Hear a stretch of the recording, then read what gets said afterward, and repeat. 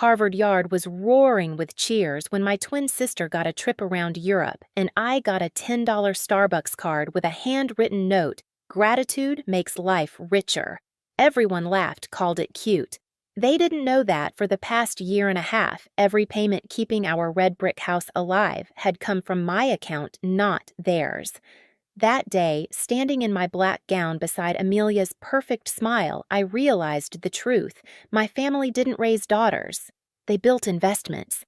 And when I finally stopped paying, they didn't lose money. They lost their masks. But that part, they never saw coming. When people talk about family, they picture Sunday dinners, shared laughter, and the smell of something warm coming from the oven. In the Morgan house, everything looked perfect: red brick walls, white door hydrangeas in the front yard. But inside, love had a dress code and I was always underdressed. Mom Diane loved presentation. Her smile could host fundraisers, her tone could end arguments. She believed in appearances more than affection. Amelia, my twin, was her masterpiece: charming, graceful, the kind of girl who sparkled even in bad lighting. I was the other one, the one who kept the Wi-Fi running and the bills paid on time. When we were 10, we played at a small recital downtown. I remember the faint citrus scent from Mom's perfume and the squeak of folding chairs. I played Beethoven's Moonlight Sonata, every note precise. When I finished, there was polite applause, then Mom's voice soft but sharp. "Selena, you should play with more feeling. Music isn't math." I nodded. My throat burned. Then Amelia played. She missed notes, fumbled halfway, but smiled through it. Mom clapped louder than anyone. See, that's heart.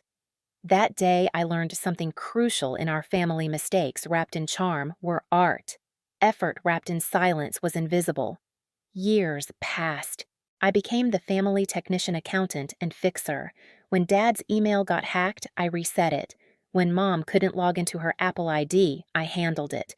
When Amelia's resume formatting broke, I fixed it too. And when the mortgage notice came, interest rates rising, panic creeping into Dad's voice, I opened my laptop and quietly took care of it. Each month, a payment left my account with the note: Morgan household, Selena contribution. I didn't tell them. Maybe I wanted to believe love could grow quietly like a seed planted in the dark. But in that house, only what glittered ever got sunlight. At night, I coded for Meetview Labs, the glow of my screen spilling across dorm walls. While Amelia posted photos from rooftop parties, I built interfaces for medical AI, something real, something that worked. The first time I saw the numbers in my bank account jump past 5 digits, I didn't celebrate. I just stared at the screen thinking, maybe now they'll see me. They never did. So when Mom handed Amelia that Europe trip and handed me that gift card, it wasn't new. It was just the prettiest version of what had always been true. But something in me shifted that day, not loudly, not dramatically. It was quiet, like a door clicking shut. Graduation dinner was supposed to feel like an ending and a beginning. Instead, it felt like a verdict. The dining room glowed under the chandelier. The cake said, "Congratulations, Amelia and Selena," but her name was written twice the size. Mom's voice carried over the clinking of silverware. "Amelia will need to pack soon. Paris first, then Venice. She's always had such vision." Dad raised his glass. "Both my daughters are brilliant, but Amelia, she just has that spark of leadership." The table laughed. I smiled, cutting a slice of cake I didn't taste. When Mom turned to me, her tone softened into that patronizing sweetness she called wisdom. "Selena, dear, you should learn to be happy with less. Gratitude makes life richer." I nodded, though inside something cracked so quietly it almost sounded like relief. Later that night, while Amelia posted pictures of her cake, I sat in my childhood room, lit by the blue glow of my laptop. I opened the banking app out of habit. The list of payments appeared, each one marked Morgan household, Selena contribution, 18 months, $3,200 every month. The thought hit like cold water. They'd never even wondered. They believed in miracles, interest rates dropping, the bank being kind, anything but the truth that I'd been holding that roof up. The next morning, I stopped the automatic transfer. It felt small, final. 2 weeks later, Dad called. "The bank says the payment didn't go through." "Did something happen?" "Yes," I said quietly. "I stopped paying." Silence. Then his voice sharpened. Selena, you can't just walk away. We're family. You have an obligation to help. I did help, I said. For a year and a half. Mom's voice joined in, trembling with disbelief. Don't be dramatic. You're lucky to have what you do. Don't let success make you arrogant. I almost laughed. I'm not arrogant, Mom. I'm tired. They didn't understand. Maybe they never would. That night, I packed. No yelling, no tears, just the steady sound of zippers and folded fabric. The moonlight fell across the diploma still on my desk.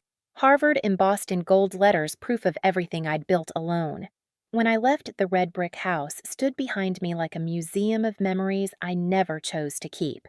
I drove across the Longfellow Bridge, the city lights spilling over the Charles River, and for the first time, I didn't feel guilty. I wasn't escaping my family. I was escaping the version of myself they needed me to be quiet, useful, invisible. And I had no idea that by the time they realized what I'd stopped giving, it would already be too late. The first sign came on a Tuesday morning, a bank alert blinking across my phone. Request to add new backup payment method. For a second, I thought it was a glitch. Then I saw the name Michael Morgan, my father. He hadn't called to ask. He'd simply tried to reconnect my account to their mortgage as if my money still belonged to the family by default. I sat very still, coffee cooling beside my laptop. Then I called the bank.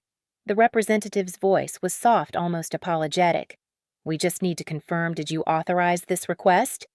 No, I said. Freeze the account. Log the activity.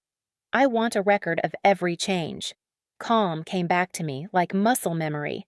I wrote down the case number, date, and time. Then I opened my laptop and created a new folder evidence. Inside it, I started gathering everything: payment confirmations, bank emails, call logs. I wasn't emotional. I was precise. Every file was a weapon polished in silence. 2 days later, I drove to Newton. The house looked the same, roses-trimmed porch light glowing, but the air inside was different, heavier. Mom sat on the couch, eyes red. Dad stood by the window, jaw tight. Amelia leaned against the wall, arms crossed like a spectator. Dad spoke first. We need to talk. You know what happens if the bank forecloses. I met his eyes. Then maybe you'll finally understand what it costs to live on someone else's dime. His tone hardened. Don't talk to me like that. This is family. And I'm part of it, I said quietly, but not your bank. Mom's voice broke through, desperate. Selena, please. You don't have to make this harder than it already is. I took a slow breath. You made it hard when you used my trust like an ATM code. For a moment, no one spoke. The old clock ticked on the wall. Amelia finally muttered, You're overreacting. You could have just talked to them. I turned toward her, calm but sharp. You mean like when you got a Europe trip and I got a $10 lecture on gratitude? Her smile faltered. I looked around the living room, the family photos, the router I'd installed, the framed "Together We're Stronger." Quote Mom loved. Every object felt like a quiet reminder of the lie we all lived in. I'm done funding that illusion, I said softly. If you want control, take it. Just don't use my name to do it. Then I walked out, closing the door behind me. No yelling followed this time. Just silence, the kind that burns more than words. When I got home, I opened my laptop again. The evidence folder was waiting. Each file was neat, time-stamped, ready. This wasn't about revenge anymore. It was about boundaries. And the truth was just starting to sharpen its edge. It started with one careless click. I was updating tax records late at night, half asleep, coffee gone cold. I attached a document from my evidence folder screens of every payment I'd made to keep the mortgage alive and meant to send it to my accountant. But when I hit send, I didn't notice that my aunt's family email group was still in the CC field. By morning, my phone was exploding. Selena, what did you do? Mom's voice was breathless on the line. Behind her, I could hear drawers slamming. Dad yelling something I couldn't make out. What are you talking about? I asked. Everyone's seen it. Helen posted it on Facebook. You sent the payment records to the whole family. I pulled up my inbox. Hundreds of notifications, screenshots, shocked emojis, comment threads under a post that read, 18 months of payments, labeled Selena contribution. Did anyone know she paid their mortgage? The post had already spread beyond family. Church friends, neighbors, even Mom's volunteer group had shared it. Some comments were kind. She's such a good daughter. Others were cruel. Maybe she's just trying to show off. But none of that mattered. The story was out and no one could put it back. That afternoon, my father called. His voice was stripped bare, no pretense left. "Do you know what you've done? People are calling, asking if we used you. You've embarrassed this family." I let out a quiet breath. No, Dad. I didn't embarrass anyone. I just stopped hiding the truth. "You could have handled this privately," he snapped. "I did," I said, "for a year and a half." He hung up. Hours later, the local bank manager called him in for a meeting. The refinance application he'd submitted was flagged unstable payment history, the letter said. Without my deposits, they couldn't prove consistent funds. The house, once their badge of pride, was now a liability. I didn't feel joy, only a strange stillness. Justice doesn't always roar. Sometimes it just quietly rearranges the balance sheet. Within weeks, the Newton house was listed for sale. Neighbors whispered. Aunt Helen apologized to me privately, saying she didn't mean for things to spread that far. But it was too late. The Morgans' perfect image had cracked like porcelain dropped on tile.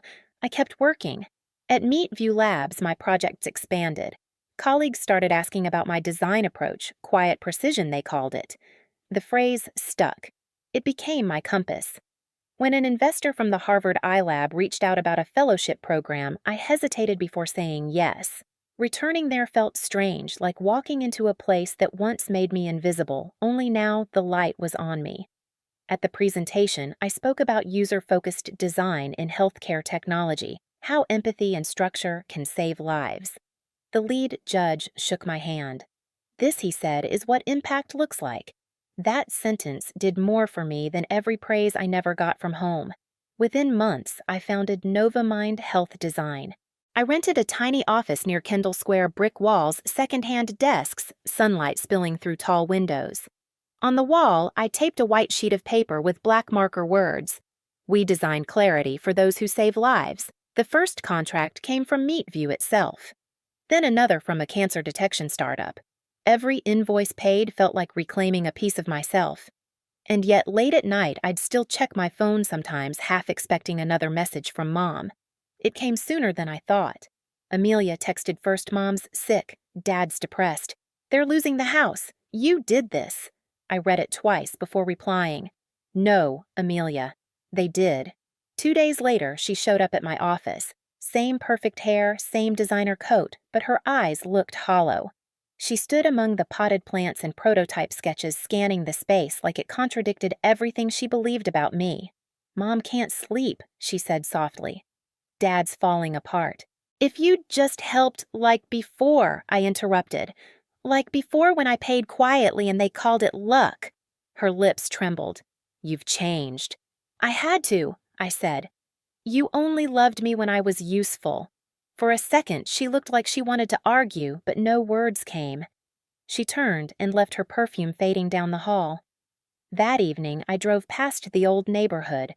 The red brick house stood dark, a for sale sign planted in the lawn. Through the window, I saw boxes stacked where laughter used to echo. I parked for a minute, hands on the steering wheel, watching the light from the street lamps paint gold stripes across the windshield. My chest didn't ache. I felt calm, like I'd been holding my breath for years and finally exhaled. The next day, the local paper ran a small-piece family home foreclosed amid mortgage dispute. I didn't read it twice. Weeks later, while preparing slides for a conference, I received an unexpected call from Mom. Her voice was small, cracked at the edges. "Selena, I just wanted to say I'm sorry." Those words had lived in my head for years, but I never thought I'd hear them out loud. "I know what I did," she whispered. "I treated you like a wallet, not a daughter. And now I see what that cost." I sat in silence, letting her speak. For once, she didn't fill the space with excuses. Finally, I said, "I forgive you, Mom. But forgiveness doesn't mean going back." She started to cry softly. "I just wanted you to know I mean it." "I know," I said. "And that's enough." When the call ended, I turned off my phone and stared out the window. The city was glittering in winter light, the Charles River silver under the sky. They had lost the house that defined them, but I had built something that couldn't be foreclosed, my boundaries, my peace. Justice hadn't come with sirens or revenge speeches. It came in the quiet, the kind of quiet where truth finally breathes. I ran into Mom by accident one late winter afternoon. The Whole Foods in Cambridge was warm and bright against the cold outside, the air smelling of oranges and fresh bread. I was reaching for a bundle of bok choy when I heard it, her voice, trembling, fragile. Selena. I turned. She looked smaller than I remembered her coat, too big, hair streaked with silver. For a moment we just stared. Then she stepped closer, eyes glassy. I don't want to make excuses. I just want to say I'm sorry. Her voice cracked. I thought I was teaching you gratitude. I was teaching you how to disappear. I should have protected you, not the image of our family.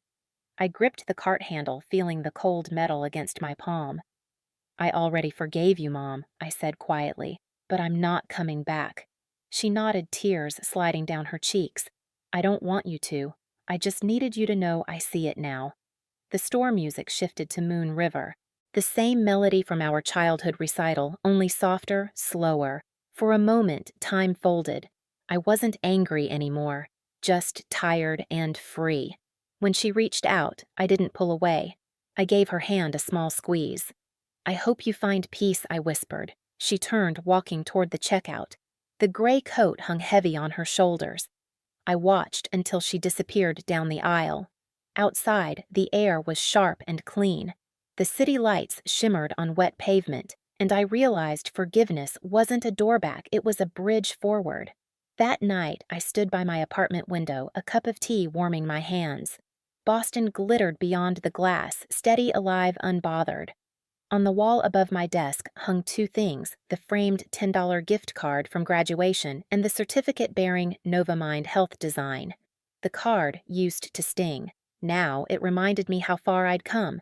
I smiled, whispering to myself, gratitude doesn't mean bowing your head. It means knowing when to lift it. If you've ever walked away from people who loved what you gave but not who you were, know this, you're not alone. Share your story in the comments and hit subscribe. Because silence deserves a voice, and tonight mine finally has one.